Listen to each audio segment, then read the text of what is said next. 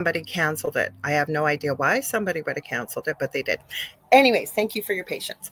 I'm your host, Lorilei Potvin, and again, you're listening to the Angel Rock. This is UFO Paranormal and United Public Radio Network.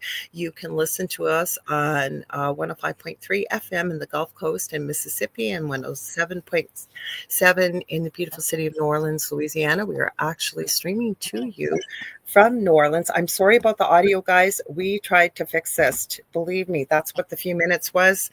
I don't know what it is. Ghost in the machine, we'll call it, because both of us popped in, popped out, tried a bunch of stuff. So hopefully it'll settle down. I want to thank Carnation. Carnation is a global brand, and they are responsible for all the wonderful programming here on Mondays on UPRN. They sponsor all of the shows. It's known as Carnation Monday. So wherever you are in the world, if you're listening and you happen to see a Carnation brand, please don't hesitate to support them because they support us and bring all this wonderful programming here. Now, a little bit about myself. Again, I'm going to say it again since we had to change a few things around. I'm Lorilei Potvin. I'm a Canadian psychic medium, crystal Reiki energy healer, Akashic Records practitioner, spiritual teacher and mentor, as well as registered nurse. I'm also an animal communicator, working on it. My mentor is with us this evening. I'm also well-versed in near-death experiences, having had one as a toddler, and I've studied them professionally and personally for over 40 years. I'm also extremely well-versed in the paranormal. I always say, didn't go looking for it, it found me. And we've shared our story on the Travel Channel's Paranormal Survivor. It's season 4, episode 9, called Demonic Hauntings. It's on YouTube. It's all over the place, wherever you can find Paranormal Survivor. You're going to see a familiar face on there. I did not know her at the time. We didn't get to speak to anybody except the people that filmed the episode. And they had professionals who consulted on our story. And the person you will see there is Michelle DeRoche, who is also on our network. She has Beyond, the Outer Realm on Tuesdays here from 2 to 3:30 p.m. Eastern Standard Time. Michelle and I actually did an awesome show. It was so much fun, but all the conspiracy and crazy things behind celebrity and musicians that are supposedly no longer with us. And I'm going to let you guys in on a little hint. We've already planned for part 2 of that in January. And I know we're really going to dig into the Paul McCartney story, as well as add one more story in there. She also has Beyond the Outer Realm on Wednesdays and Thursday evenings, 9 p.m.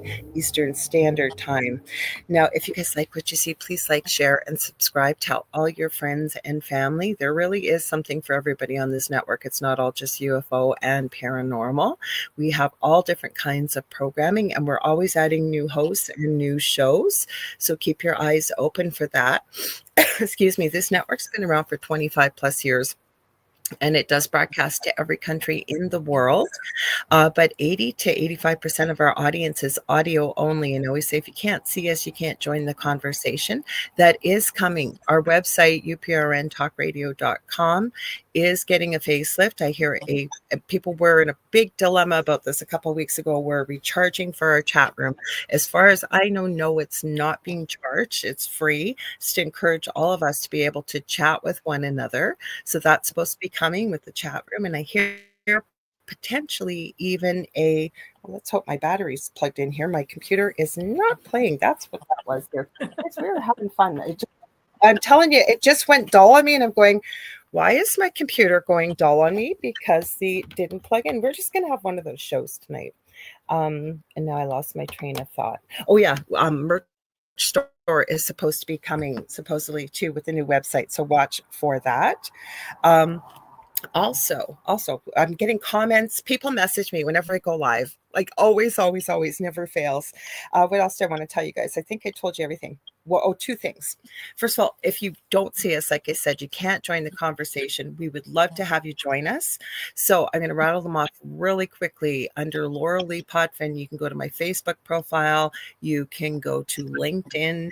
You can go to YouTube. It's the Angel Rock with Lorilei Potvin. We are also on Instagram under the Angel Rock with Lorilei Potvin.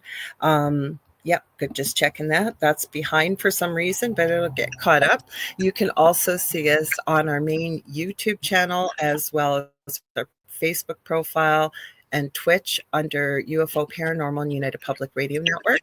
And I am borrowing the owner of our network. We are broadcasting out of his beautiful home out of New Orleans, Louisiana, to Joe Montaldo. So I'm using his Rumble under Jojo Mon. Lastly, if you'd like to watch us on TV, you can. The network does have a TV channel, and it's on Roku. So you're going to go to the channel store, and you're going to type in the search bar UFO space P as in paranormal. There's a drop-down list. We're about the third or fourth one down, and you're looking for UFO Paranormal and United Public Radio, and that's how you can find us. Now, I'm just looking for my wonderful guests and good friends bio. I know it off by heart, but I don't want to miss anything. Hang on here, Julie. It's eventually going to work for me. Nothing does work here. Never mind. I'm just going to do it off the top of my head. You guys probably all know her in the chat room. She's a regular on the Angel Rock. It's Julie Jeanne Bassett. She's an incredible animal communicator. She's got a new beginner animal communication course coming up in December, which I'm sure we'll talk about. She's helped me with many of my animals, I can tell you, as well as I know with Carrie Lynn Shellhorn, which I should also mention. Carrie Lynn Shellhorn and I have a show together. Carrie Lynn has her own show here on UPRN on Fridays, Spirit Switchboard, 6 p.m. But at 7 p.m. on Thursdays, Eastern Standard Time, we have Beneath the Hollow Moon. But Carrie Lynn has had Julie work with her animals. And I'm telling you, if you have an animal or a pet that is driving you crazy, because sometimes our fur babies do, even without fur, and it's like, if this animal doesn't stop this, I don't know what else I'm going to do. Julie's your lady. I'm telling you, the healing knowledge she has, the incredible things she can do, including she's a phenomenal shamanic practitioner. I have had a session with Julie over a year ago. It was life-changing. So welcome, Julie. Did I forget anything? I think you hit everything that's needed to be said. Thank I don't you. know how I'm talking, because I was like doing 20 things at once while I'm talking. So you guys, if I was rambling, I'm sorry. That's just the way life is tonight. It's just going to be like that. That's what happens when you get a live show, right? I'm going to say hi to everybody. Let's say hi. We'll start there. We'll start at the top here. So we got Z-Sun Dragon, which is Kevin. I was called by his muggle name. He's here. We got Astrolight Paranormal, which is a Victorian family. She says hi, Lorilei and Julie Jeanne. And I know in the new year, we're going to be having Astrolight Paranormal on the Angel Rock. I cannot wait. Let's see, everybody just saying hi to one another. Everybody's checking. We got I don't know why, for the love of God, why our YouTube channel, it was coming up for me because I produce my own show. It was saying the event had been canceled. I don't know how it had been. I booked it earlier today. But for whatever reason, yeah, I'm not seeing anybody on Facebook here. So if you guys are on Facebook and you're saying hello, I apologize. Facebook comments are not showing up. So I may even pull up my phone because nothing is showing up on Facebook. So if you guys are there on Facebook, please head over to YouTube. You can go to the Angel Rock with Lorilei Potvin or UFO Paranormal and United Public Radio Network on YouTube, and we will see you, because that's all I'm seeing. Hi, Fat Girl 84. Yeah, because I'm not seeing anything. Oh, we've got Constance Victoria Briggs is joining us over on Instagram. She's been on the Angel Rock many times, so thank you. We're just going to have one of these nights tonight, I guess, Julie, because like I can't see anybody on Facebook here. Can you? I know you can't see the comments, but I'm not on Facebook. I tried doing the YouTube on my iPad, and it's like it's scrolling. It's weird. trying. I'm going to check. It's showing us I'm live. seeing comments. Yeah, not seeing anything on that. Well, we'll see. Oh, we got somebody on Facebook. Thank you, Jody Cross. She's joining us from the future. I know she's over in Australia, and it's early Tuesday morning over there. So thank you for joining us. We're love to have you. So, Julie, as we always do with our shows, we said, let's just spirit take the wheel here. Well, I usually do that before every show. I always say to spirit before I do a show, okay, where are we going with this? And I'm open to spirit guiding the conversation, as I know you are, but I do that with every conversation because spirit knows who's going to be watching live and listening live and who's going to watch the replay.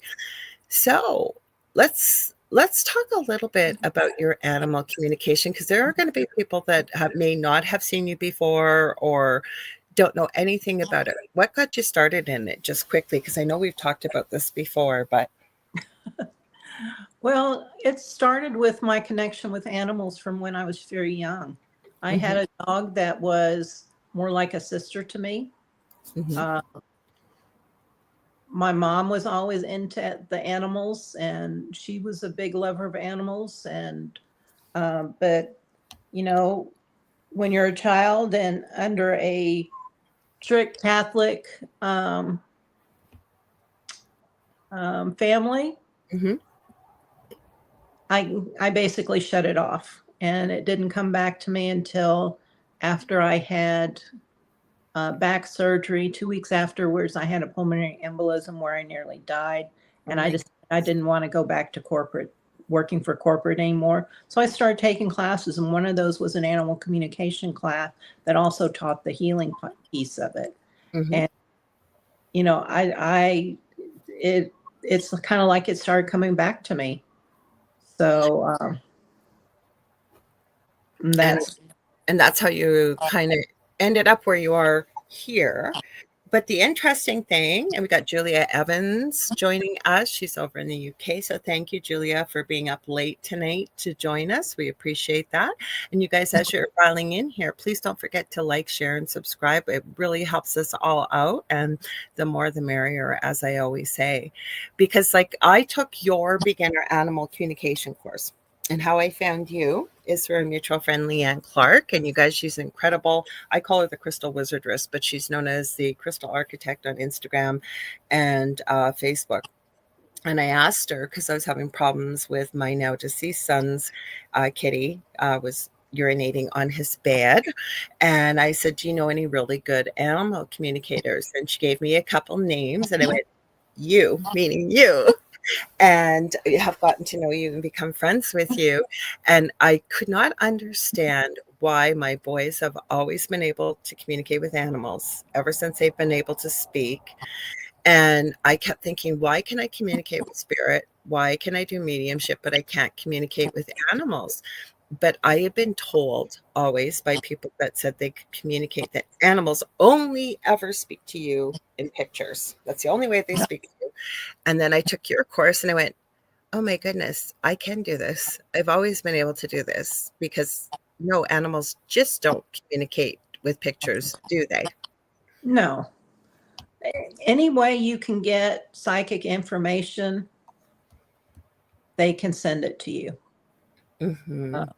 They often will send pictures, and you can send them pictures. But sometimes you just know. Sometimes you hear their voice. I have animals singing to me all the time.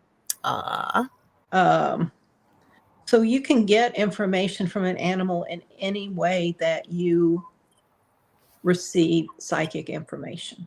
And I have to agree with you. And I've taken many courses with many different mentors and teachers and what have you. And, I've always heard as above, so below. You got to raise your vibration, mind, body, soul. But the one thing that I've never really had a mentor teach me, I had learned it before I connected with you. And what it is, and I believe everybody has the ability to communicate with the other side. And what this is, right? Like as we get older, we get told you're getting too old for that. There's no such thing. It's your imagination, whatever it may be. And you can get back in touch with it. But where I have to even remind myself, especially with animals too, because it's like in the beginning, it's like going back to the beginning, is to check in with all your senses. So, and where that became very relevant to me when I took your beginner animal communication course. I remember it was your stepmom's service dog, and I did not know that, but I remember sitting there and connecting. So I was being open to receiving anything within the mind's eye space in the way of a picture. But I also checked in, what do I hear? What do I smell? What do I feel? What do I just feel like I know? And then what do I taste? And he was was it Doc was his name? It was Doc, yes. Doc sent me the taste of the medication, sent me about the front. It was one of his front. I forget what arm type paw it was, but it was every one of those senses. He sent me something. And then when you told me who it was, I was so, because I knew of him, but I didn't know what he was like. And that was a really good reminder for me that I still try to remember that when I'm connecting with spirit, when I'm working with clients, right? What are all those senses? Because I think spirit always does that. It uses all of our senses, don't you? Yeah, we're just, sometimes we don't pick up on something because we haven't practiced with that one sense enough, or we don't know how Mm-hmm. to hear spirit. Mm-hmm. And sometimes spirit will send you a song and you're expecting a voice in your head. It's because of our limiting beliefs on what a clairaudience episode is. Mm-hmm. Um, you know, because I always thought when I was young that hearing spirit was clairaudience. Right. And yeah, that's part of it, but there's so many other aspects of it. There is, definitely there is. And before we go any further, I do want to say hi. I see Sean Ellis popping in. I was on his podcast two Sundays ago. It's a paranormal ex Wolf Pack, and he's going to be our guest on the Angel Rock next week, you guys. So don't miss him for sure. He's going to talk all about his paranormal and type things. So I see he's popping in, so I wanted to say hello. No, and that's just it, right? And I know you've commented in the chat when you're here, because you always pop in, and I really appreciate that, to the Angel Rock and the shows I've done. And I think it's our birthright to be able to communicate with animals. What's your thoughts on that? Absolutely, absolutely. And when we're kids, a lot of times we do. Mm-hmm. We're just, because of religious dogma, or it's just in your imagination, we shut it off. Well, And my son Justin, who had severe autism, and he, for people that may not know, I know I mentioned him, throughout the shows. He had passed away January 15th unexpectedly. I have never ever forgotten what he said to me when he first started speaking. And he said, "Mummy, I have superpowers." And I said, "Oh, wow, Jesse, what are your superpowers?"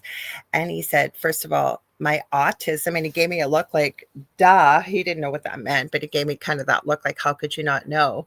And I said, "Oh, honey, what's your other superpower?" He said, "I always know what the animals are thinking." And I've never forgotten that, because, even him being verbally limited, and he would know.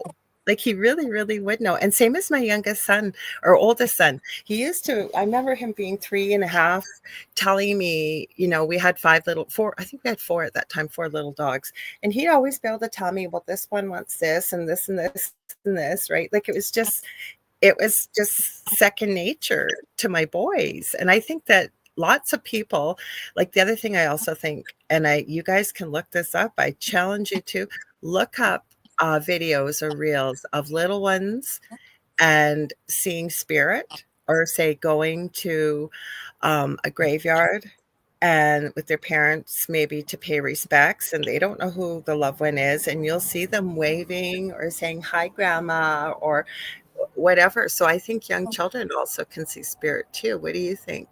I believe so. And the other thing is, with children, they're more present. They're always more present. They don't worrying about what's going to happen tomorrow. Adults do that, but children are more present. They're in their they're curious. They're happy. They're playing. They aren't full of all these fears and limiting beliefs and worrying about tomorrow, worrying about what you did in the past. None of that. They're just there. They're just present. They are just living their life. Mm-hmm.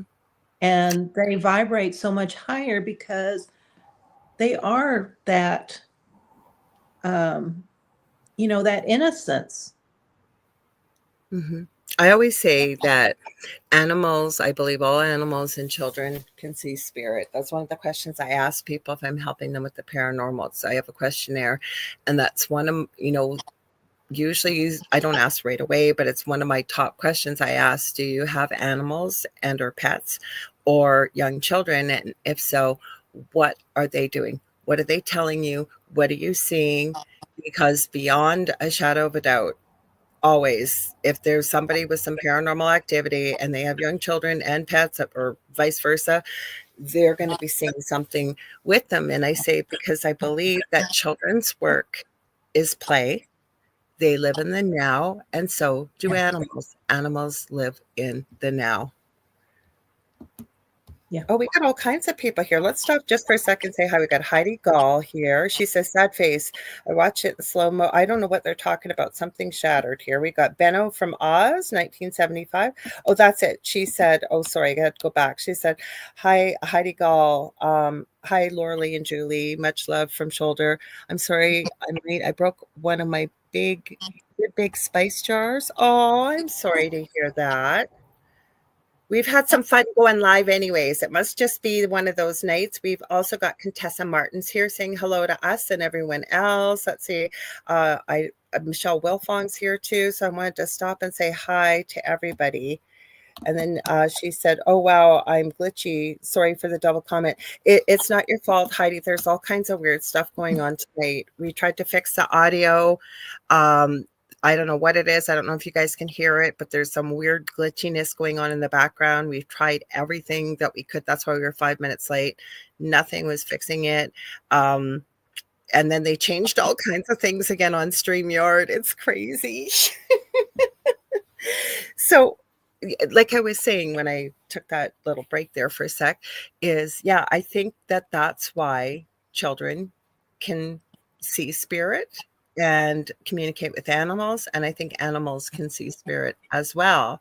So, with that being said, right, I believe that with like how you sort of shared your story, how you tap back into your abilities, it's kind of like riding the proverbial bike. Like maybe we knew how to ride a bike as a very young child, haven't been on a bike in years. Now you're going to be a bit shaky, probably need some practice, work on those muscles, but you could learn to re-ride a bike. It wouldn't be too difficult, I would think.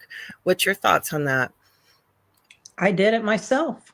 Mm-hmm, mm-hmm, mm-hmm. You know, I took this class. I started remembering. The one thing I liked about this mentor I had is she taught the healing aspect of it as well. Mm-hmm. And it started coming back to me, and I just practiced and practiced. And, you know, with practice, you get better and better. And so I just practiced whenever I could. And it made a difference. Actually, Spirit brought this up to me earlier, and I thought we're going to bring it up if you're okay with it. And I'm not going to throw anything shocking at you. I'd never do that. But not that I have anything shocking to throw at you. But I have had this problem with this black bear. And this black bear has been around our neighborhood for over a month now. It is massive. It is now about 450 to 500 pounds. Just before Halloween, I was talking to my partner Dell on the front steps. We were outside. It was about 10 to 10 at night Eastern. It's dark.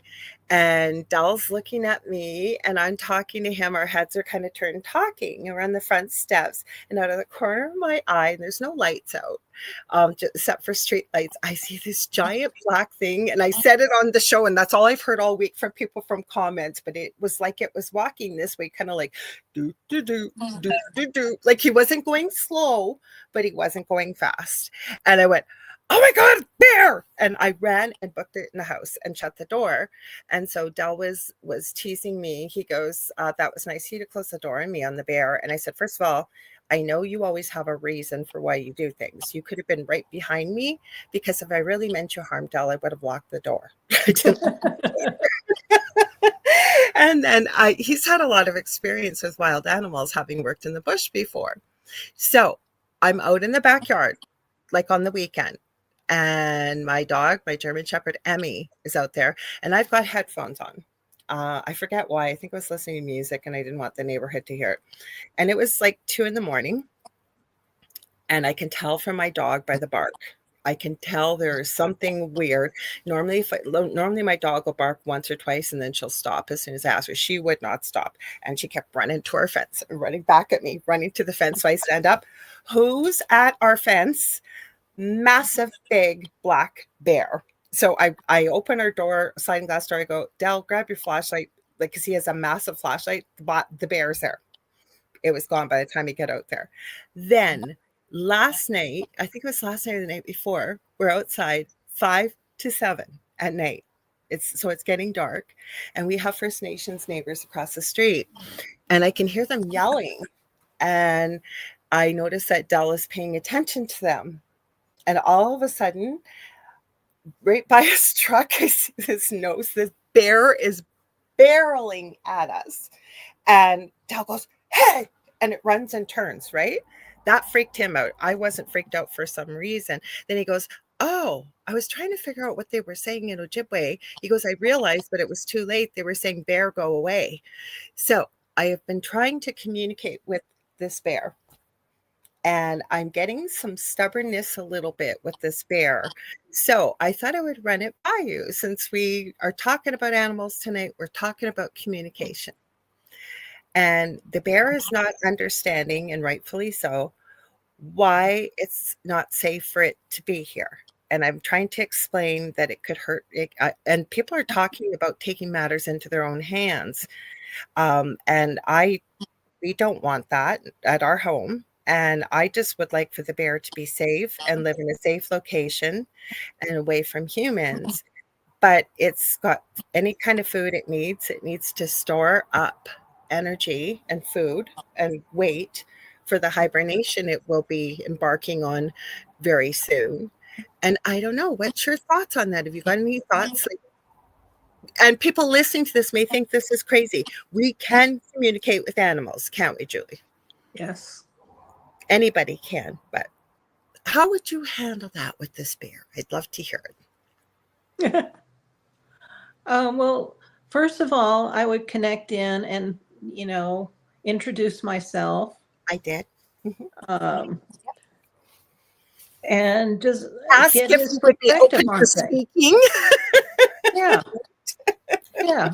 And I'm trying to connect in right now. I get the sense that he means no harm. It's like he doesn't, because you know what, Julie, he could have killed us many times because they run 55 miles an hour, and not what he could have just walked right up and he's not hurt anybody. Sorry, I didn't mean to cut you off. Mm-hmm. No, and it's like his food supply is gone, and so where he normally gets food, either there's development or the chemicals have killed his normal food source. And so he's hungry, he's desperate, he doesn't mean any harm.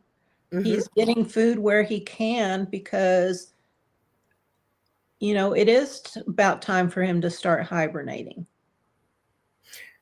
The blueberry crop did not come in this year. And the bear, because I'm seeing Kevin, Sun Dragon, saying, I wonder where it came from in the woods, no doubt, but I don't know why it's there in the first place. Okay, so Julie is very much correct. The blueberries did not come in our area this year. And that's a main food source for bears in our area. Now, where I live, I am not in the country, but in Thunder Bay, it's kind of a very unique city where you have patches of forest, you will say, if you will. And there's a school behind me. There's a forest way off like he's come a ways away. Okay, he has. So that's why he's there. Yeah, Kevin's saying I got a flash of chemical spill and fire. No fire, but Julie's right.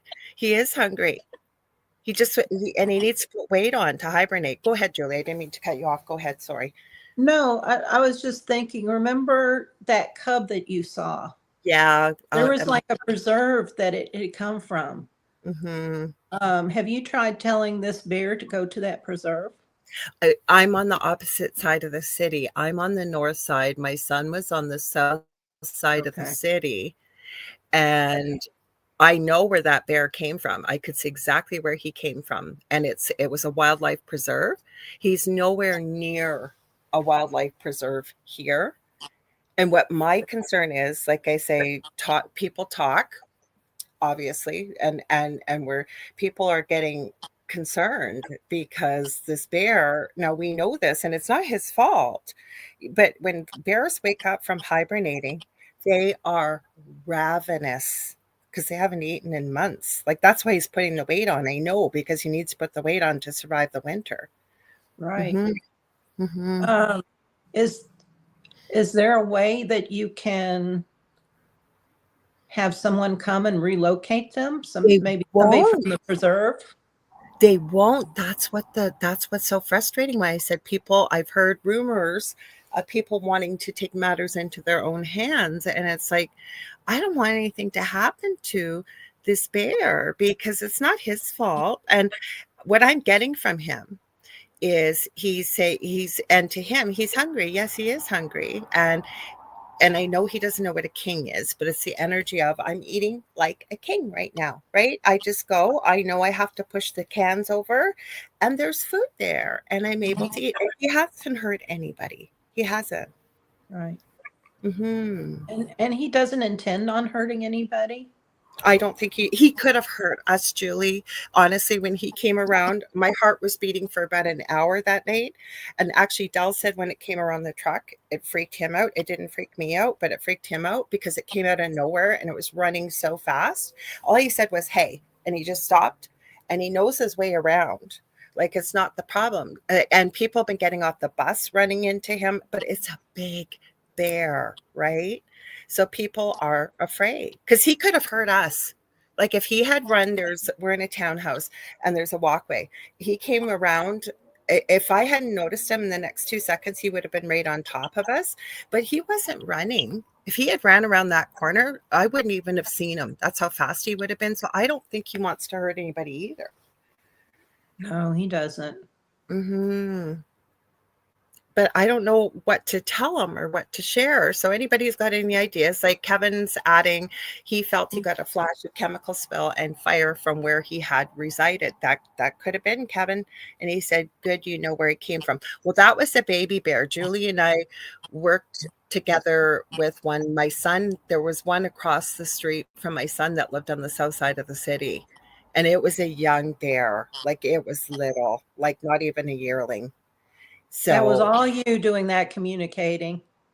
I was just cheering you on.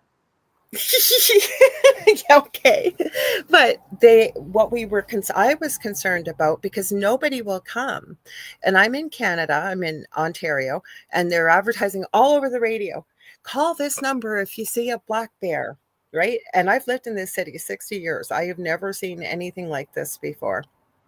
And we have a Facebook group for our area. For the past month, that's all the posts have been. People are warning other people, like the bear is out, be careful. And we've been calling and calling and calling. You call the number, and I got somebody that was such a jack ass the last time, and he's giving me all these black bear facts, and I'm going, I know what the facts are, thank you very much. And I said, are you going to do something? Well, we don't do anything, we just track them and give you facts. And we've called the police. The police won't come. Like nobody will come. So what do you do, right? Mm-hmm. Is there um, like a wildlife rehab? Nope, nothing. We used to have like a wildlife type zoo, if you will, for animals that were injured way out of the city. That's closed down. There's nothing. And like I said, I don't even know where to tell them to go, because even where I live is in the north end of the city, and you go way up the road and you start getting into some of the bush and stuff, but there's houses all around there, right? So I don't know what and any of you guys got any solutions if you communicate with animals? That's why I brought it up tonight. I also, Spirit's reminding me, I did look up the spiritual meaning of a black bear as well. Because when we see animals frequently, right? Sometimes we get that's a message from, I wouldn't say sometimes, I would say it is a message from the other side.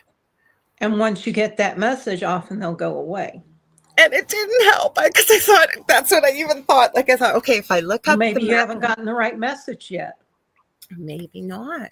It's not just me. So I know, like, maybe the whole neighborhood needs it. I don't know, because every neighbor, like, we're all friendly with one another. Every one of the neighbors has had a run-in. Like the night that the bear was in the backyard, he had knocked over our next door neighbor's garbage can. So my partner Del went and let him know, like, you may want to clean up your garbage. And yeah. So I don't know what to do. I'm putting it out there, you guys, because you know what? We can all communicate with animals. If you guys have even got some ideas or things that we can, like, because I don't know what to send them to tell him where to go, because that's the energy I'm getting from him is and again, he wouldn't know what a king is, but like, I eat like a king, right? I'm hungry. So I can go, and it's kind of like going through the drive-through, if you will. And it is, because he knows. He's eating very well, and he's appreciative of it. Yeah. Yeah. And he knows, like, he can't turn our garbage cans over the way they're set up, but he knows where, and he doesn't go to the same garbage can every night, which is very polite of him. I'm sorry, but it is. But he knows how to turn them over, right? So, like, I'm getting very kind energy, not like I'm going to run up and pet him kind of energy. But the fact is, it's an animal normally where the food is will keep going back. This bear actually rotates. Like, he goes to different houses every night. Making the rounds. That I said, it's kind of like a drive-through, right? And he's never hurt people. Like, he's out there, and that's the only way the police will come is if somebody gets hurt. But my point of bringing this whole thing up is there's so many people out there that think that animals. I've even heard that people think animals don't have souls, animals don't have thoughts, animals don't have personalities. And that's why I brought this up too, just to let people know there's many reasons why we have animals in our lives. There's sometimes a spiritual message, sometimes it's a reminder of our animal guides or totems. There's many other things. What do you think, Julie? Oh, most definitely. There's so many reasons why an animal is in our life. And it could just be that, we're all one. The Native Americans believe that animals are our brothers and sisters, no better or worse than us. And some Native Americans also believe that humans are the parasites on Mother Earth. I agree. And, sometimes animals show up so that we feel compassion. And it's, in some respects, it's bringing your community together. It's bringing some form of unity to your neighborhood because of this bear. That's true. That's true, because even the people, one of the neighbors across the street, none of us have really, they just kind of keep to themselves. And Dell ended up having a conversation with them because of the bear.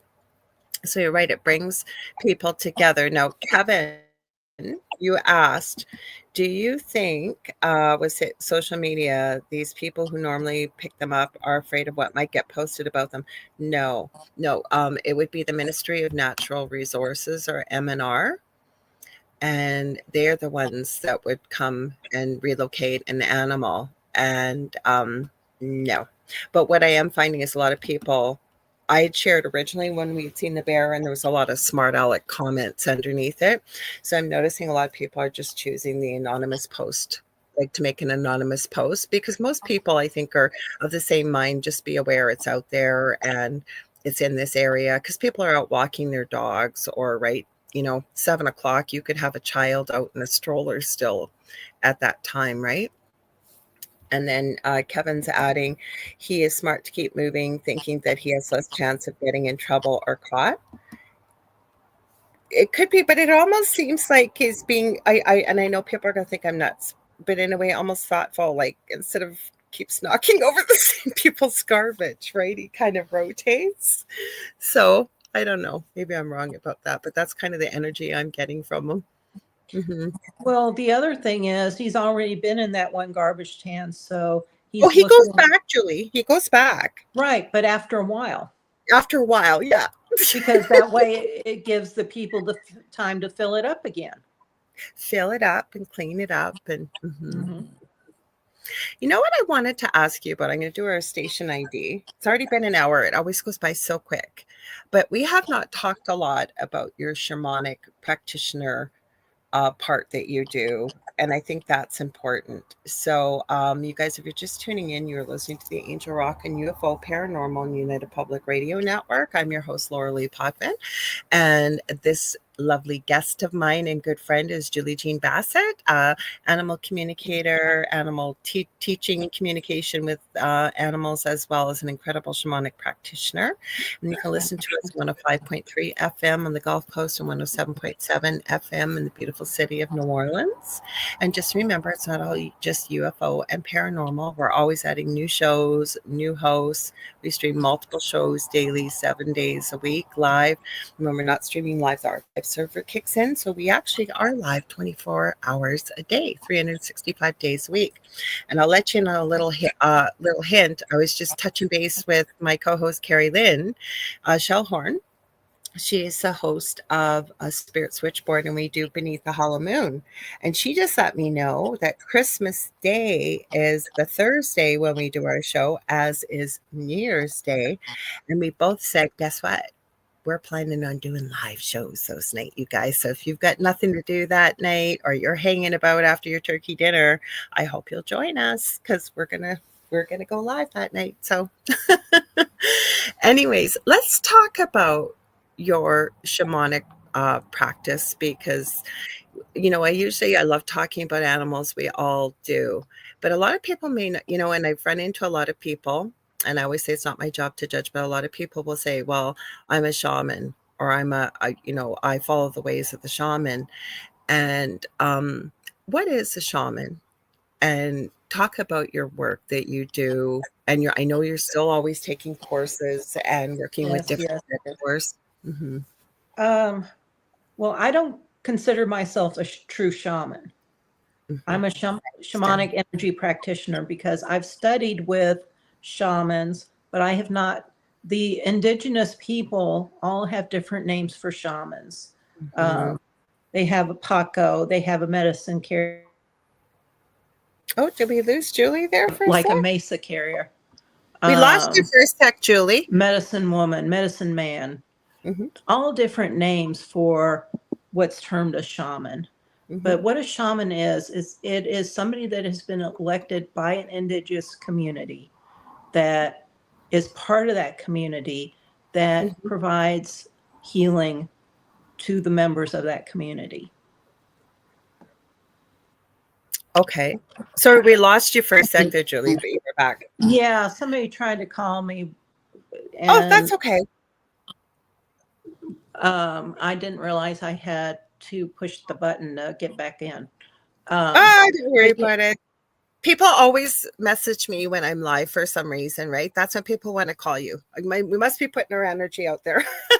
I guess. I don't know.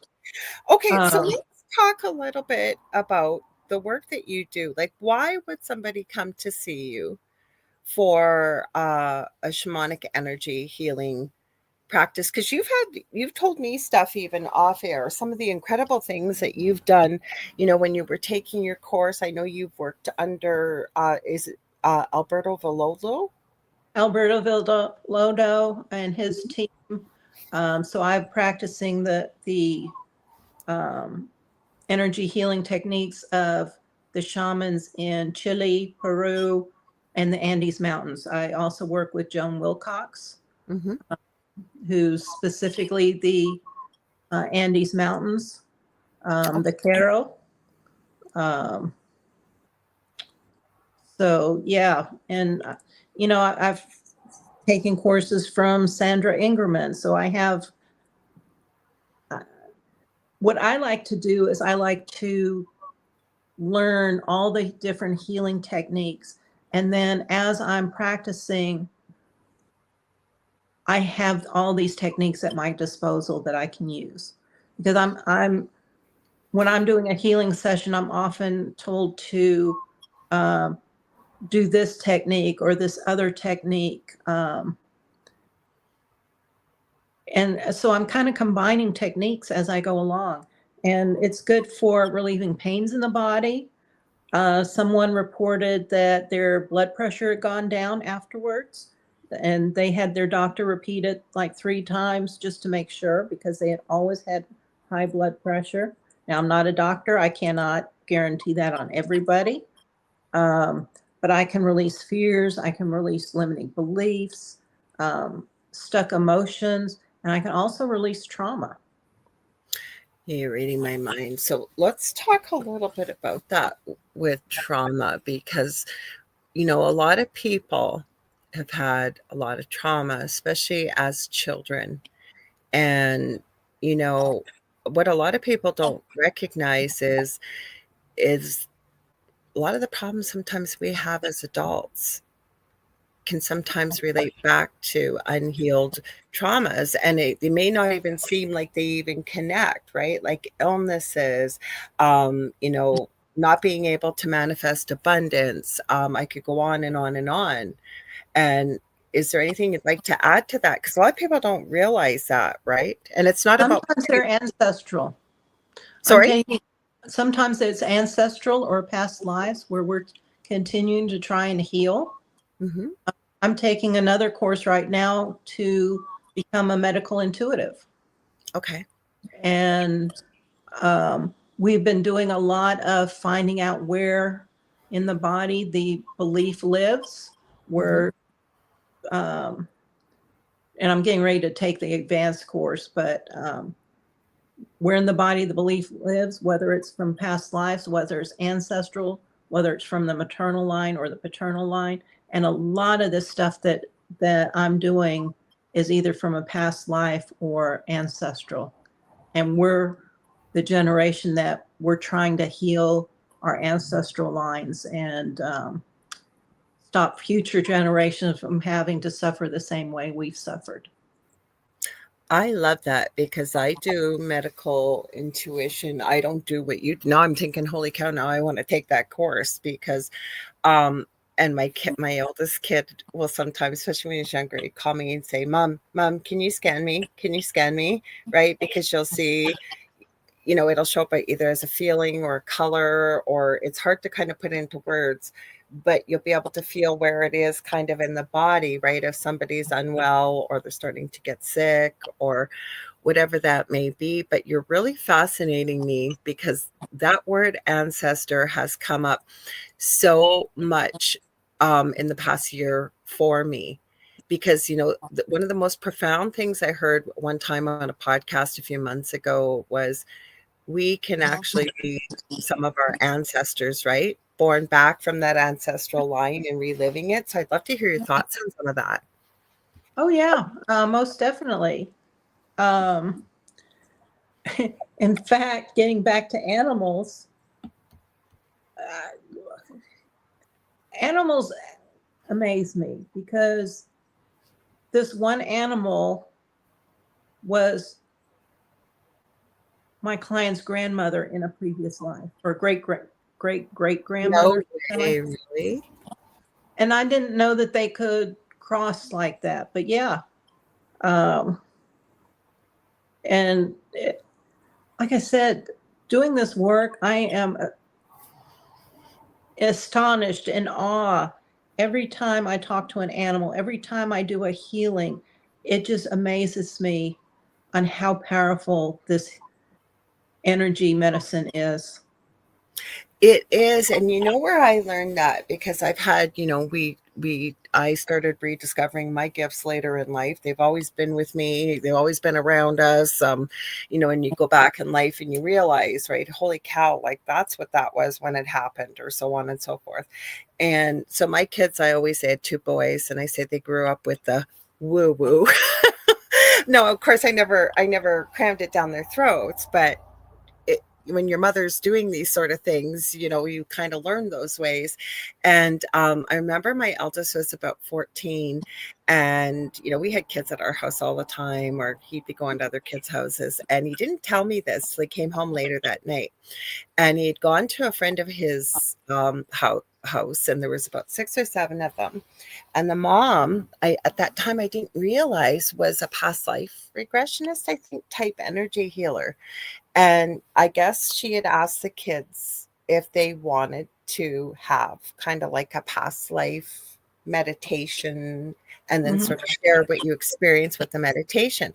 And my son came home and he was so excited because he was telling me about his life as a wolf, a black wolf. And he had been the alpha, and told me that he had a partner, the female, that was like, it was such an incredible detailed story.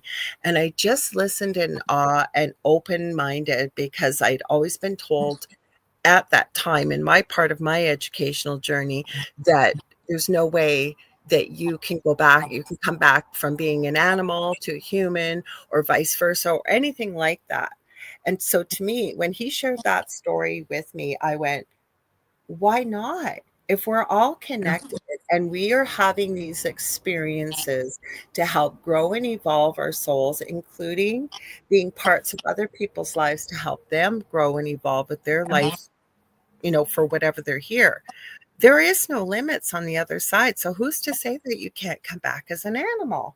And then one life, have a life as a human, and so on and so forth, right? I had a life as a tree one time. Mm-hmm. Mm-hmm. So yeah, anything is possible. Hi, Kirby's 100 and Astrolight Paranormal Victoria says, I've had a past life reading with Julie. It was amazing. So that's nice to hear. And thank you for sharing that.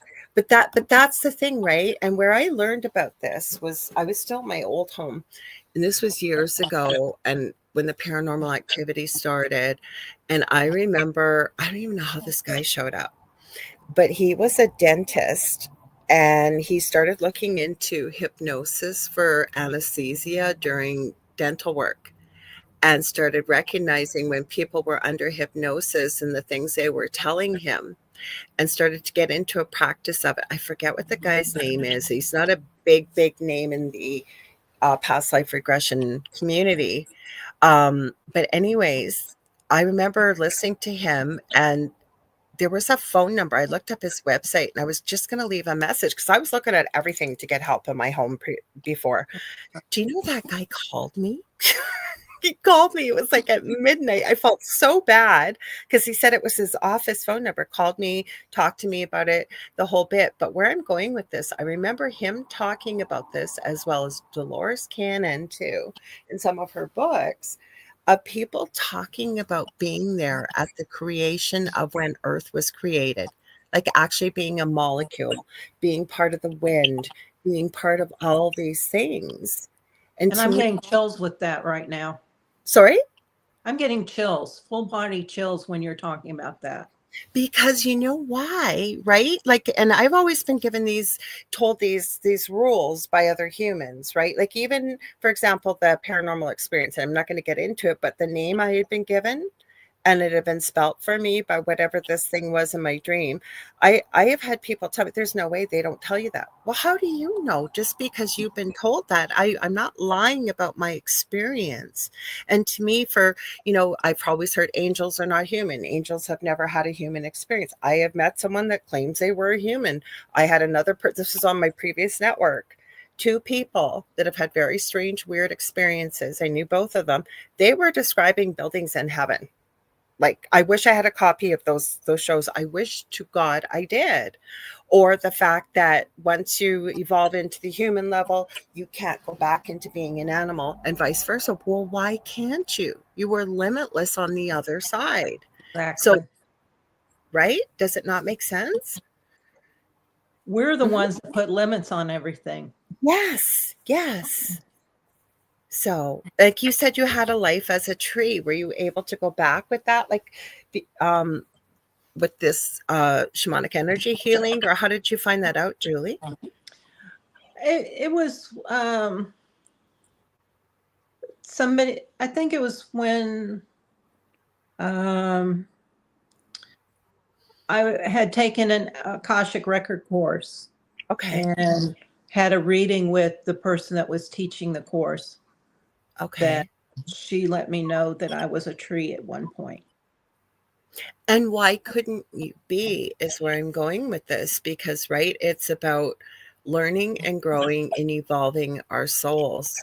And whatever you wish to accomplish, right, in that particular lifetime, why couldn't it happen? But going back to talking about the shamanic energy healing. So you said this generation is a generation that is hoping to do the healing through the ancestral line so that future generations, if I heard you correctly, don't have to go through the suffering and the things that we have gone through. So what does that look like? Like, how do you find these things out for people thinking, how do you even possibly do that? I believe you and I know about this stuff, but for people listening. Well, like there's so many ways I can go right now with this. What about alcoholism, for example? I've talked about this. It runs on my mother's family, like generation upon generation upon generation upon generation, unless you want to go in a different direction. I'm just giving you a for instance, or Well, for instance, if there's energetic cords tied to that family line that has the alcoholism, you can cut that. In this medical intuitive course I'm taking, there's these powerful scripts where you do like you read the script and it takes you down this staircase and to like an ancestral chamber where you see all these cords wrapped around you and are wrapped around your ancestors, and then you see divine white light coming in and getting rid of those cords, and there's a dialogue that happens between you and your ancestors saying that you know that this line ends with me, this pain ends with me, and these scripts are very powerful. I've actually said that for so many things that I know ancestrally in my own line without doing this is just fascinating me. But I've actually said, like, even as a young child, this ends with me. This stops with me. Like all of the things on both of my parents' lines, like, and it, of course, I didn't use those powerful, strong words, but I remember saying something to that effect as a child. Like, even to the effect I said, when I have children, never, ever, ever, ever will my children ever be treated in ways that and I'm not getting into victim mode here, but what I'm saying is I just seen this and I just remember so clearly saying this as a child. It stops with me. Like I don't drink alcohol. I don't, like, I've just, no, it doesn't, it stopped. I don't know. Maybe that came from spirit. I don't know. But even abuse and the other things that have happened, right? And I remember saying that as a child. So that's powerful with the course that you're taking. I can't even begin to imagine how many people you can help with even just practice. And I'm looking at more of being able to be a better shaman and a better animal communicator and healer, because if I can scan the body better, I can focus my attention on what needs to be healing. Well, I know, like, I'm coming down with a cold now, and I was trying to fight it off a couple of weeks ago, and you sent me healing, and I noticed by that night I was feeling better, and you told me exactly where you found it, and I could feel it moving into my chest. So you've always been a powerful healer, but holy cow, what you did, I can vouch for you for that too. Like, I really, really felt a difference. Definitely. So I can see that definitely, definitely helping so many people. But what I want to ask you about, because there's a lot of controversy about this, and no judgment either way, but what about familial curses? Do you run into that? Have you heard about that? What are your thoughts on that? Um, I'm not, I really don't believe in curses, Okay, because if you believe in a curse, it makes it real. I agree. But Alberto Velodo, my, one of my shaman teachers, told about going to, I guess, Jamaica or somewhere, Hmm. or it might have even been Louisiana or something. I'm not exactly sure where, and talking to a voodoo priest, because he's a anthropologist. Okay. And so they said, oh, go down here and get this information from this voodoo priest, and we're going to fund your next trip or whatever. So he said, sure, I'll go. And he didn't believe in the voodoo, but what they were saying is that, he was asking them, how do you send good energy? And they said, everything is your intention. If you want to send good energy, you set that intention, you're going to send good energy. And then he asked, well, how do you send bad energy? You set the intention that you are going to do harm. And so he kind of didn't believe in it. He went home, and all of a sudden he got this really, got really sick, really bad upset tummy, like food poisoning or something like that. And he really hadn't eaten anything. And so they called him and asked how you're feeling. I said, oh, I'm feeling terrible. He said, so now do you believe in voodoo? And I, so mhm. it just depends on the intention you set. Is if you intend to do somebody harm, Mhm. and you're sending energy medicine, you're going to do that person harm, and not help them heal their bodies and things like that, because everything should be done from a place of love. I agree, but Julie, this is a fascinating conversation because um, just that example that you gave, right? And I've seen this before. Like I have had something sent to me very, very negative paranormally in this house. Yeah, And I talked to 4 friends of mine that didn't know one another, all said it wasn't sent intentionally. This person was very, very angry and did not recognize, I would believe, how powerful they were with their emotions and thoughts about sending something. So yeah. that's why I asked you about whether you want to call it a curse or whatever you want to call it. The other thing I always say is not everybody's running around thinking love and light, right? Very true. But there And are ways to heal that, because often these people have cords attached to you, and you can sever those cords. mhm. They can put a feeding tube in you and drain your energy, and you can remove the feeding Oh, tube. let's talk more about that. So feeding tube. What do you mean by a feeding tube? A feeding tube is generally to a institution, like if you're working somewhere and it's not, um, and it's basically sucking your energy dry. You know, Medtronic was that for me. It basically sucked my energy dry. I was sick a lot of the times when that's when I got all my back problems. And so it's like a huge cord Okay. that basically sucks your energy, keeps you from moving forward. Um, Sometimes it's to people. Hmm. Um, Often it is associated with one of the chakras. Uh, Okay. One of Whereas the lower, one of the lower. cords are more, in a particular organ of the body. So cords can often are in the liver.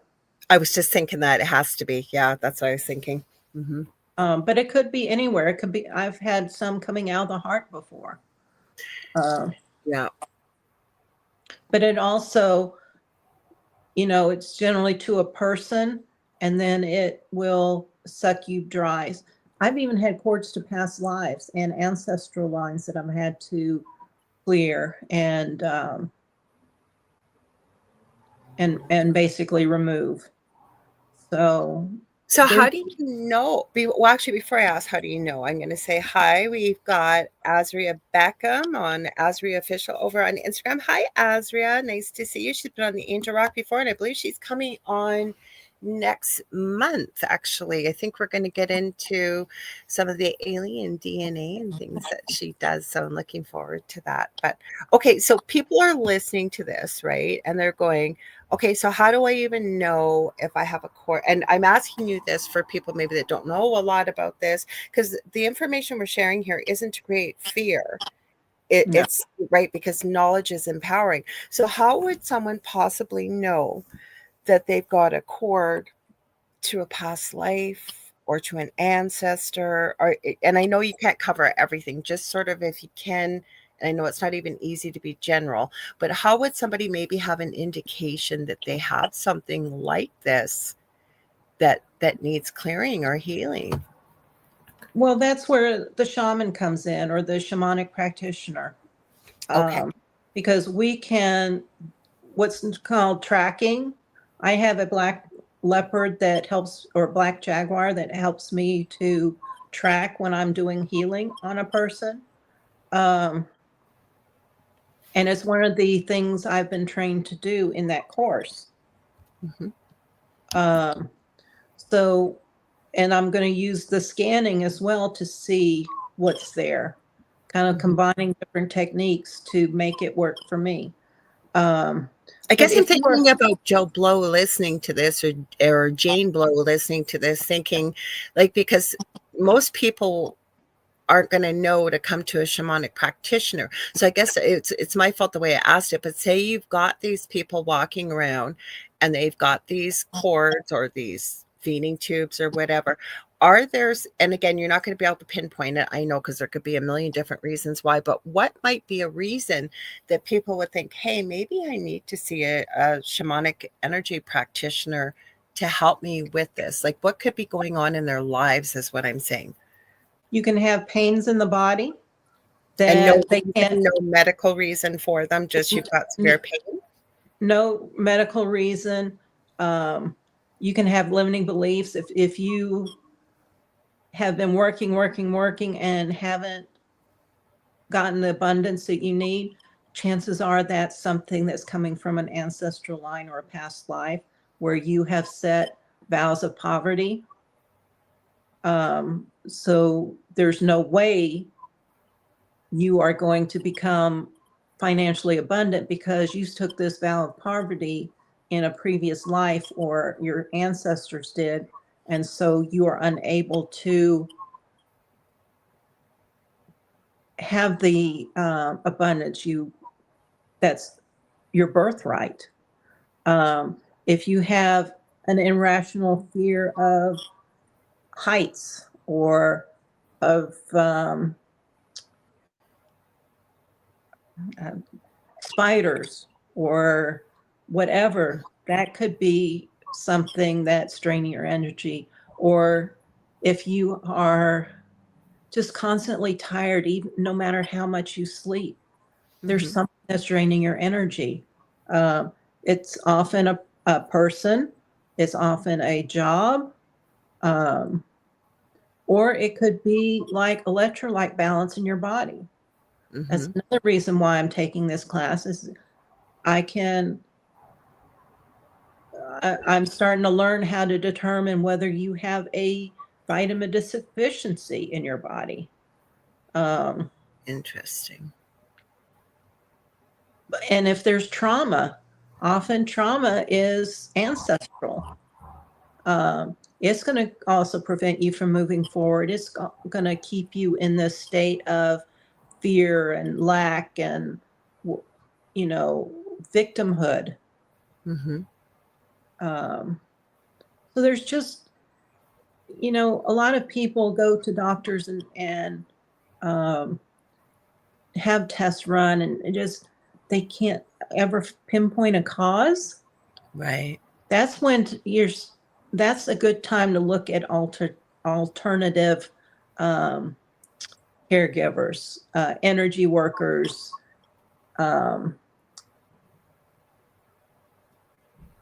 you know, aromatherapy, Ayurveda, whatever it is, whatever you're drawn to. Mm-hmm. You know, Chinese medicine. Right. The shamans have been around for ages and ages, much longer than us Westerners have. Right. And their energy medicine is powerful. You know, back when,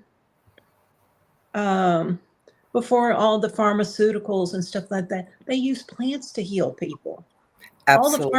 pharmaceuticals come from plants. Mm-hmm. Why not go to the source? And, you know, when we are manipulating these plants and creating these drugs, it's altering the original medicine. No, I agree with you, and the same reason why you know, homeopathic remedies can work beautifully. I know, for example, when my son was alive, when he was younger and nonverbal, like they eventually, with autism, there's a 5-point rating scale, and out of 5, like you're gone basically with the rage. And I know with my son, the medication did not help.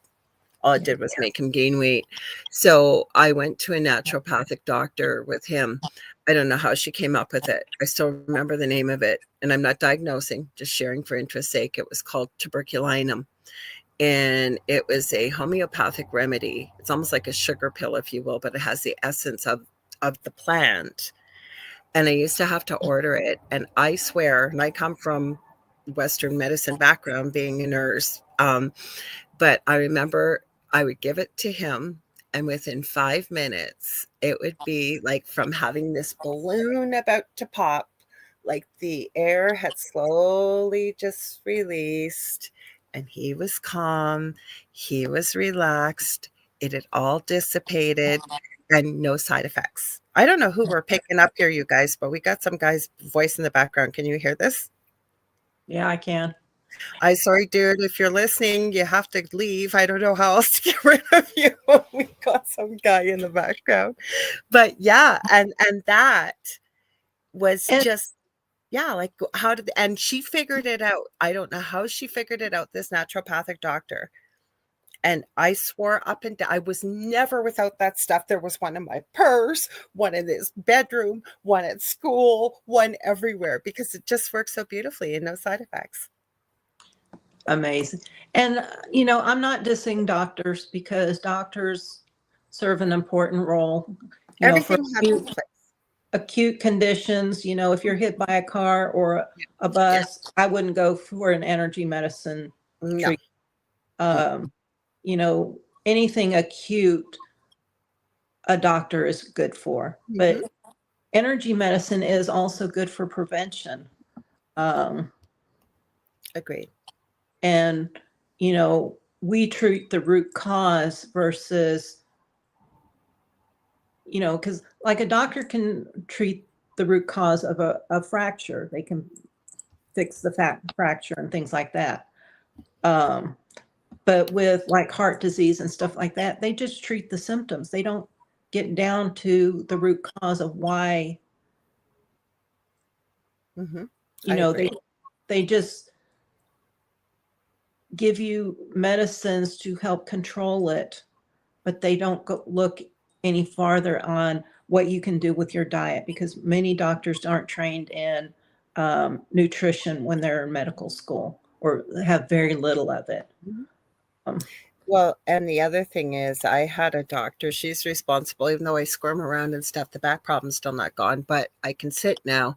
And she was from Pakistan originally, one of the most incredible doctors I've ever had. And we had some of the most fascinating conversations. And like she would ask me a lot of questions, even about some of the behaviors she would feel would seem kind of strange, like people being divorced and things like that, versus where she had come from. And I'll never forget one of the most interesting conversations we had was she said there was a man over in Turkey and she was following this quite closely. Now, this was quite a few years back. And there was a neurologist, medical neurologist, and I think a cancer, an oncologist. There was quite a few medical people following this man. And they would do an MRI before. And there would be, like, say somebody's body was completely full of tumors. And this man would take his hands and focus energetically and the tumors would be gone, and they would do an MRI post to prove this. Like, these doctors were trying to figure out, what is this man doing to be able to do that? No, I'm not saying everybody can do that, but what I'm saying is this particular individual, whatever his gift was, he was able to do that, including even my friend Augie Nost. You might have been there when Augie was on recently, and he shared this video with me years ago. And there was a woman who had an inoperable cancer tumor in her bladder. And they took a bunch of, I think, Shaolin monks. Please don't quote me on the name, but a bunch of healers and monks from a particular area in China. And they had an ultrasound, and you can see it if you look it up on the ultrasound. This is before AI, long before Photoshop, and they are chanting over and over and over in their dialect in Chinese, "It is healed. It is healed. It is healed." And you see that tumor shrink to nothing within about 5 minutes. Yeah. Right? Mm-hmm. Mm-hmm. You know, one of There's, the energy healers, Donna Eden, I know cleared, Connie is, yeah. Mm-hmm. cured herself of MS using energy healing techniques. Donna Eden is incredible. She is healthier now, and I'm not even going to call her a senior citizen, but that's the age group she's in versus when she was in her 30s, and it's mind blowing. Mind you, I say that about myself. You know what? I'm way more healthier now at 60 than I ever was when I was in my early 30s. So, and it's not because of something I did to myself. It was health issues that came out of nowhere, and no medicine didn't have an answer for it, and I had to seek answers elsewhere and start. This is kind of what opened my mind and looking into other reasons for why illnesses may occur. Well, what do we got going on here now? Facebook is kicking us off, isn't that? Oh, we're having trouble streaming to Facebook. Isn't that nice? Okay, guys, if you're on Facebook, I'm sorry. Oh my goodness, you guys, I'm telling you, never fails with Well, I think we're in Mercury retrograde right now. oh, are we? Is that what the Yeah, I problem think is? it started yesterday.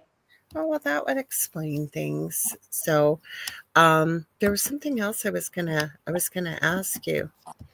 Um, you guys, I've mentioned to you before, I won't play it tonight. I had asked Julia, but it depended where our conversation was going. You guys have heard me talk about the calm cat whisperer. His name is Donnie. I found out he's Filipino, but his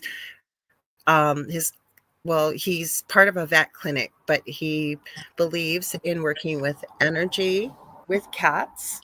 He specializes in quote unquote spicy cats. He doesn't use the plastic bubble on the cats, and he talks actually about energy and taking the spicy energy within and kind of grounding it, if you will. And usually by the end, the cat is so calm. It's utterly amazing. So check him out. He's got a funny video that he put out today, a reel. And the owner, this is the cat's mom's mom. saying that her cat turns into a demon when it gets groomed. And so actually Donnie says in the video, "Hello, my name is Donnie, and I am your calm cat exorcist." So if you can, you guys check it out. It's quite funny, but by the end, I won't ruin it for you. Let's just say Donnie works his magic again. But the other thing that I wanted to ask you, Julie, and we're kind of going all over here, but I know we do because you do some incredible things.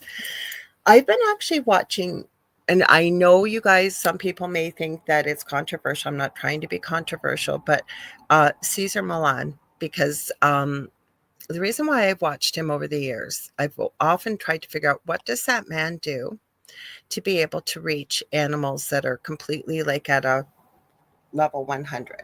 And he constantly talks about the energy, the energy.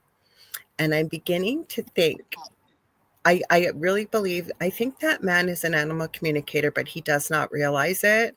Like, I don't know. And people don't like if he uses his foot to touch the animal. He's made it very clear he's not out to hurt an animal or anything like that. But my point is, you see him on this, like even oh, what happened there? Now my screen just went out on me. I don't know what the heck happened, you guys. Sorry about that. Yeah, it's not plugging in for me, guys. Hang on, my computer now is. I'm telling you, how many weird things have we had happen tonight, Julie? I'm plugging it in. My computer just went black, and I went, "Why is my computer not plugged in?" There we go. Anyways, I've seen him even as of late. Like, he talked about his dog psychology center that he visualized, he built. He houses all kinds of animals there now. But I've seen him stand there in front of an animal, and he puts his hands out, and this animal is like a wild wolf and just calms right down in front of him.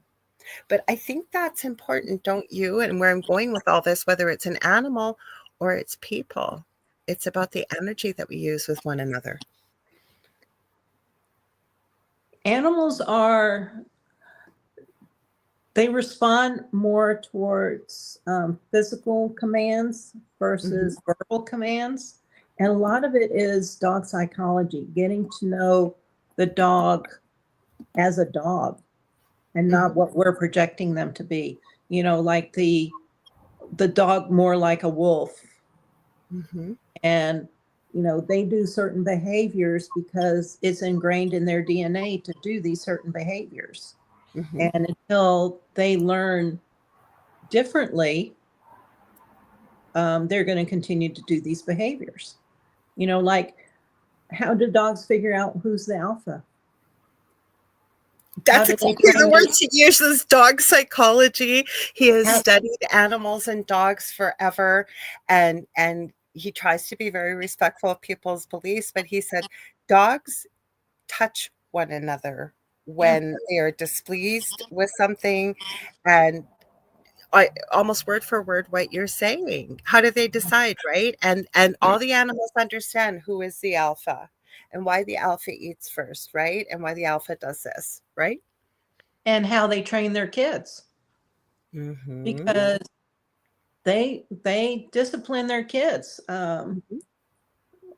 Often people get worried because you bring a new kitten into the household and the older cats will start swatting it and being mean to it. No, they're training that cat on proper cat etiquette.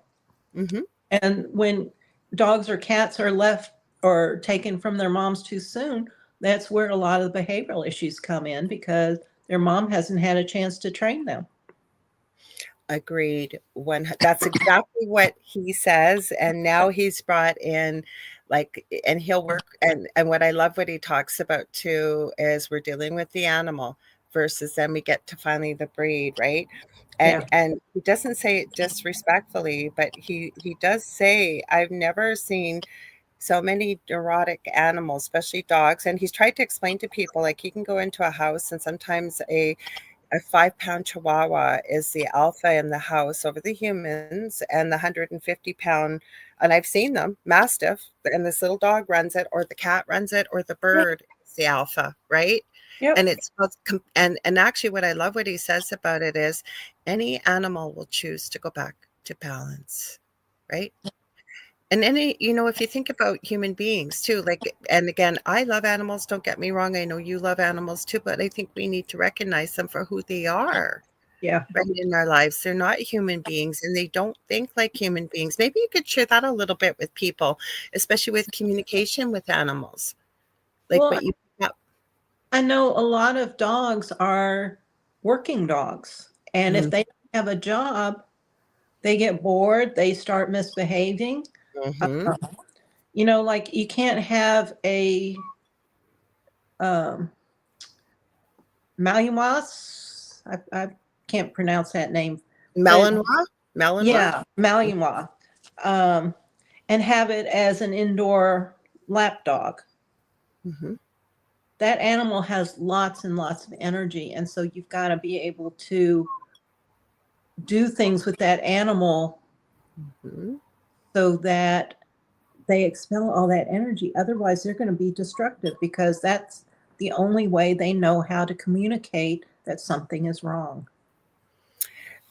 People need to, I'm sorry. You go ahead. Sorry, go ahead. People need to be aware of if they're getting a certain dog breed, what that dog was bred for. Was it a hunting dog? Was it a dog for protection? Is it a herding breed? A Because a lot of herding people breed. don't understand that one. Mm-hmm. Otherwise, that dog is going to instinctively try and herd every animal in your house. And you, because I And have you. a shepherd, a German shepherd, that not only is she, she would make a good protection dog, she'd make a great police dog. My dog is not motivated by food in any way, shape, or form, but give her a ball or a squeaky toy, and that's what they look for. But she herds, and she does. She herds people. She herds the cat. She herds because I'd love to get her out running and walking every single day with my back. Not always the easiest, but exactly. And when your animal's misbehaving, a lot of times it's trying to send you a message. And I love that you said that too, about the energy needs of a dog, because like you think, like when you get the husky, for example, or a malamute that has used to being out in extreme temperatures and running for miles, how does a human ever fulfill those energy needs, right? Yeah, it's hard. Mm-hmm. And it's important for you to be consistent when you're training a dog Mm-hmm. so that they learn the boundaries from the very beginning, that you are the alpha. You are going to protect them. They don't need to protect you. Mm-hmm. Um, And it's little things like dog psychology that a lot, and I've seen it. Again, the reason why I brought up Caesar, because he's the one thing that always frustrated me with him, he keeps saying about the energy, the energy, the energy. But what I don't think he recognizes is a lot of human beings don't know what energy feels like or what the yeah. energy is, or projecting the energy or things like that. But absolutely, like you said, what is the animal bred for? Because animals have the instinct in the breed. And again, really do your homework, because I'm just going to read some of these comments, and we do have a question from Kevin too, but people are adding a few things. We got Tristan here. So hi, Tristan. Hang on, something about they can lay dormant if not fed. Hang on. Let me go down a little bit lower here. Sorry, I've seen some good comments here I wanted to read. So it was something about the people's animals. Oh, Heidi's saying, I love Caesar Milan. My daughter and I watch The Dog Whisperer all the time. Yeah, I've been watching. He's free on YouTube right now. Kevin saying, love the Grinch top and like the matching bottom. You are absolutely. I have a matching bottom, and I am now in full Grinch mode until Christmas. So you guys are only going to see me in Grinch stuff. Hang on. So there was something else. Oh, so Heidi Gall, that's it. Your thoughts on those animals that act half human, or I had a cat that we called he, she, dog, cat, squirrel. um,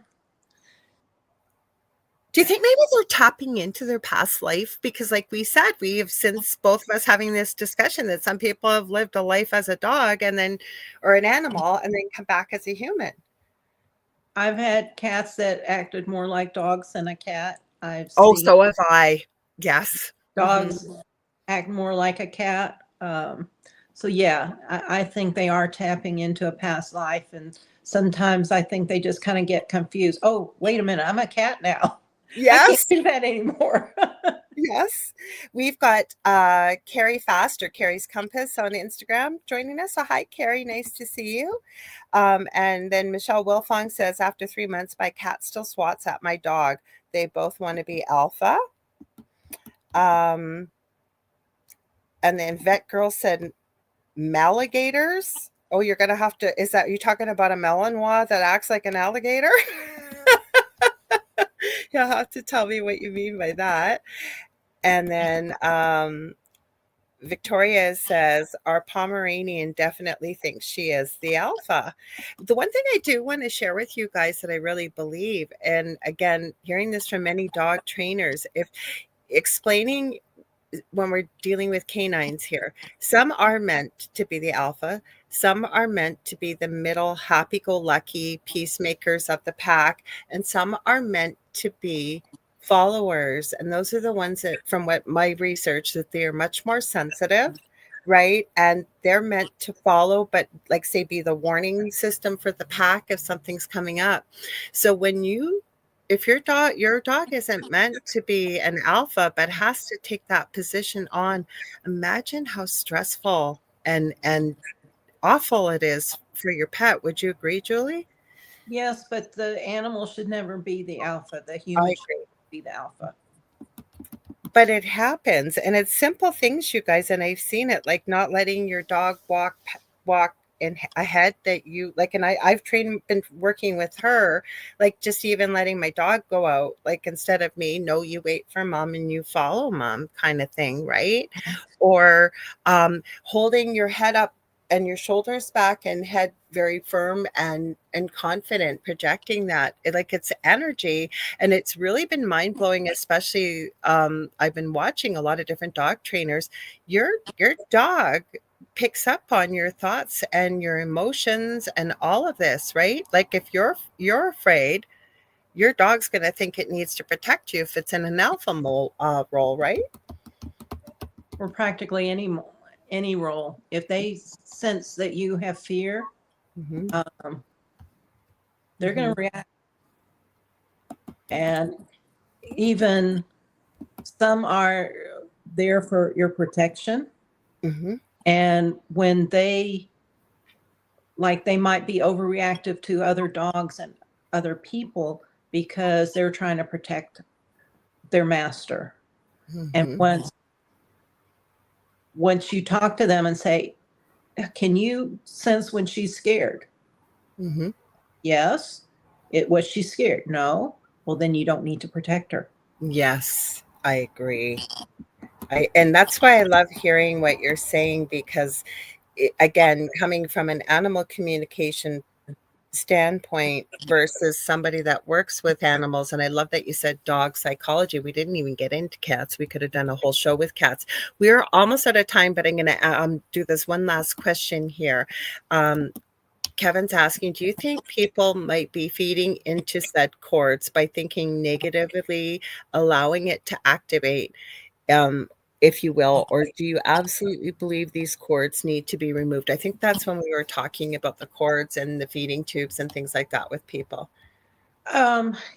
Anything that is negative or detrimental to you, yes, definitely you want to remove those. But there are some cords that are good to have, like my cord with my cat, wherever she is. Those are good cords. You don't need to, unless it's draining your energy, you don't need to cut those cords. A cord to your child, you don't want to cut those cords unless, well, I'm not going to go there. But like the cord to my ex, I cut that cord right away. But to your partner, you want that cord to your partner because you're exchanging love. Your bubbles kind of overlap, and so you're changing energy all the time. So yes, you have cords to those people, and those cords you don't want to break. But there are some cords that, you know, that serve their purpose at the time, but are no longer necessary, and those cords can go. I agree 100%. This just went by so quickly, Julie. Just give me one sec. You guys don't go anywhere, because coming up next is The Late Gate with Preston Dennett and Dolly Saffron. So I hope you'll stay tuned for that. Julie, do you want to tell people quickly how can they sign up? And I strongly encourage it, you guys, if you have ever wanted to learn how to communicate with animals, I believe it's our birthright. Please, Julie, tell them about your course that you have coming up, or anything else you do, and how to get a hold of you and book with you and everything else. Well, I've got a beginner animal communication workshop coming up December 6th and 7th.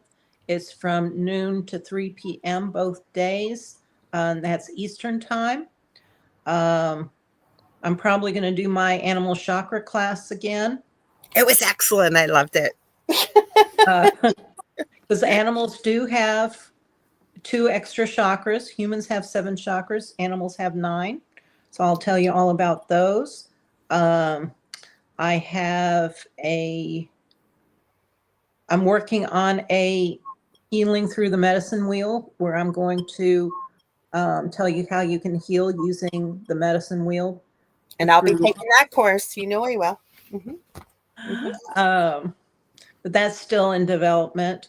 You can reach me on my Facebook business page, which is facebook.com/J Bassett Animal Communicator, or my website for animal communication is JulieJeanneBassett.com, or for my shamanic stuff, it's whitetailshamanichealing.com.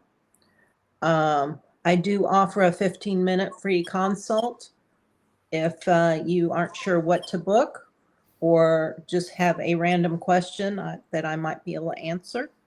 But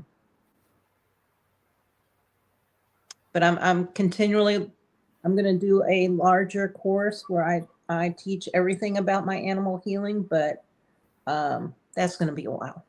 There's a lot. I'm going to sign up for it. And thank you for coming on. You guys know Julie will be back on here. And you guys, if you have some ideas too that you want to see with even show ideas, but also, things you want to ask Julie or whatever, you got ideas for this too, where I can have her on. We are booking into, I think, the end of March, but Julie usually comes on a couple times a year. And I know then she can answer different things, right, Julie? Right? If that's what people want to talk about. So you guys stay tuned next week. We have Sean Ellis from Paranormal X Wolfpack podcast coming on to talk about all his spooky paranormal things. I know he was going on a couple investigations. I don't know if it's this weekend. It must be. It might be next weekend, but I know he's going on one, because I told him, if you got any spooky stuff that you want to bring and share that you found an investigation, please do. Also, stay tuned, because Carrie Lynn and I will be back. Sorry, last week Carrie Lynn was really sick.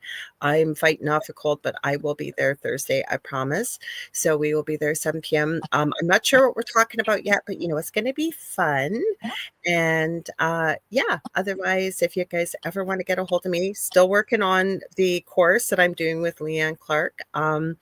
So that is coming. It's probably going to be after Christmas, but we get together every Wednesday to work on that. So, but otherwise, I do psychic mediumship. I do crystal Reiki, energy healing, working with your chakras, your auras. I also do energy healing. I do teaching and mentoring. So you can get a hold of me on facebook.com/Angel Rock, or any of the social media platforms you can think of. I have a profile there. So I want to thank you all for being here. Hi, Lisa Martinella. I just seen you pop in there. Thank you. And stay tuned for Dolly and Preston coming up next, you guys. Much love and light. And thank you, Julie, for being here. Thank you for having me.